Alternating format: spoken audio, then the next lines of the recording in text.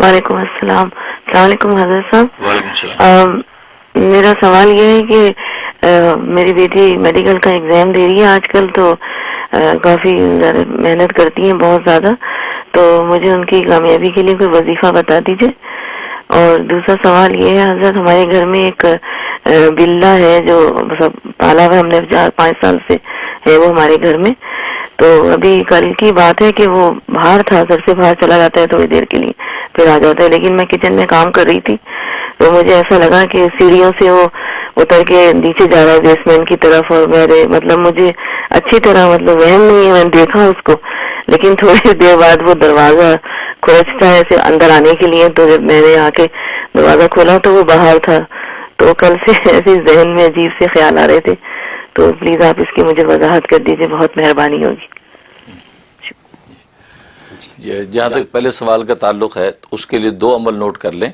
ایک سورۃ انبیاء آیت نمبر 79، یہ روز 10 دفعہ پڑھ کے پانی وانی دم کر کے بیٹی کو پلائیں. ایک تو یہ عمل کرنا ہے، اس سے انشاءاللہ ان کے لیے پڑھائی آسان ہو جائے گی اور کامیاب ہوں گی. دوسرا فجر کے بعد اور عصر کے بعد 125 دفعہ یا علیمو اور 21 دفعہ یا ناصرو، 125 دفعہ یا علیمو، 21 دفعہ یا ناصر پڑھ کے اس کی کامیابی کی دعا کریں. انشاءاللہ اس کے لیے امتحان آسان بھی ہوگا اور کامیابی بھی ہوگی.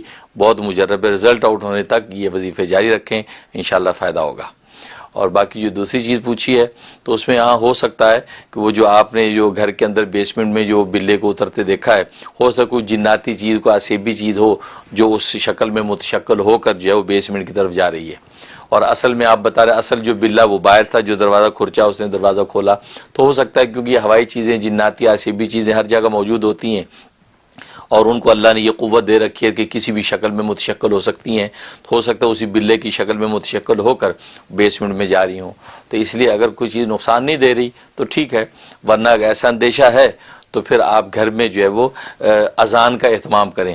7 اذانیں دیں کسی ایک وقت میں، گھر کے سینٹر میں یا ڈرائنگ روم میں کھڑے ہو کے قبلے کی طرف منہ کر کے 7 اذانیں دینی ہیں.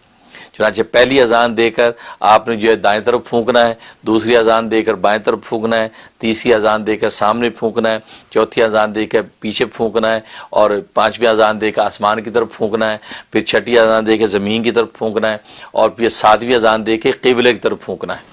کیونکہ مغرب، مشرق، شمال، جنوب اور قبلہ اور اوپر اور نیچے، تو 7 ڈائریکشن میں 3 پھونکے مارنی ہیں اور بلند آواز سے اذان دینی ہے.